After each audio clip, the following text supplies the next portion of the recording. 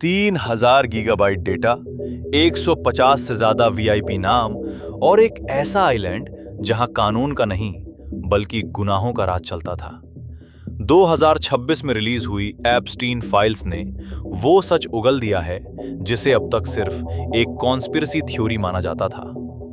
Bill Clinton से लेकर Prince Andrew तक, आखिर क्यों इन फाइलों के हर पन्ने पर खून और रसूख के निशान हैं?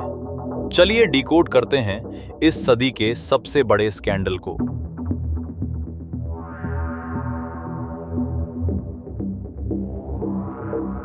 जेफरी एप्स्टीन की मौत के 6 साल बाद यूएस डिपार्टमेंट ऑफ जस्टिस ने जब ये फाइलें सार्वजनिक की तो सवाल ये नहीं था कि इसमें किसका नाम है, बल्कि ये था कि अब कौन कौन बचेगा।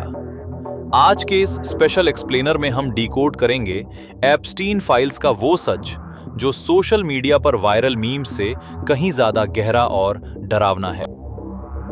जेफरी एप्स्टीन एक अमेरिकी फाइनेंसर था जो 2019 में जेल के अंदर संदिग्ध हालत में मृत पाया गया। लेकिन उसकी असली ताकत उसका पैसा नहीं बल्कि उसके संपर्क थे।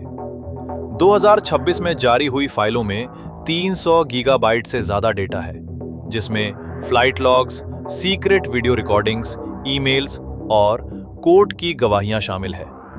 फाइलों में उस प्राइवेट आइलैंड की कहानियां हैं जिसे सिन आइलैंड कहा जाता था। यहां दुनिया के सबसे अमीर और रसूखदार लोग बिना किसी डर के आते जाते थे। इन फाइलों के रिलीज होने का असर सिर्फ खबरों तक सीमित नहीं रहा, बल्कि इसका असर रियल वर्ल्ड पॉलिटिक्स पर पड़ा है। ब्रिटिश एम्बेसडर पीटर मैंडलसन को इस्तीफा देना पड़ा और उन पर आपराधिक जांच शुरू हो गई है। यहां तक कि प्रधानमंत्री कीर स्टारमर की सरकार पर भी सवाल उठ रहे हैं। प्रिंस एंड्रयू से उनकी बची कुची उपाधियां भी छीन ली गई हैं।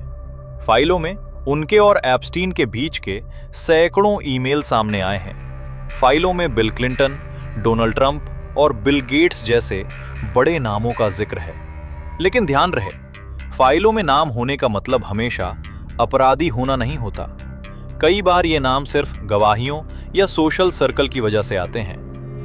अब एक अहम सवाल, क्या इन फाइलों से सबको सजा मिलेगी? यहां कानून की एक पेचीदा दीवार है। ये फाइलें ज्यादातर सिविल केस से जुड़ी हैं, क्रिमिनल नहीं। इसका मतलब है कि इनमें लगे आरोप कोर्ट में साबित करना अब भी एक बड़ी चुनौती है। कई पीड़ित आज भी मांग कर रहे हैं कि बिना काट छांट वाली फाइलें सामने आनी चाहिए, ताकि ब्लैकमेल का वो खेल खत्म हो सके जो एप्स्टीन ने शुरू किया था। जेफरी एप्स्टीन मर चुका है, लेकिन उसका बनाया हुआ सिस्टम आज भी वजूद में है। 2026 की ये फाइलें हमें याद दिलाती हैं कि न्याय की लड़ाई लंबी होती है, खासकर तब जब सामने दुनिया के सबसे ताकतवर लोग हों। क्या ये फाइलें वाकई में बड़े चेहरों को जेल पहुंचाएंगी, या फिर वक्त के साथ ये भी सिर्फ एक डिजिटल आर्काइव बनकर रह जाएंगी? अपनी राय कमेंट्स में जरूर बताएं।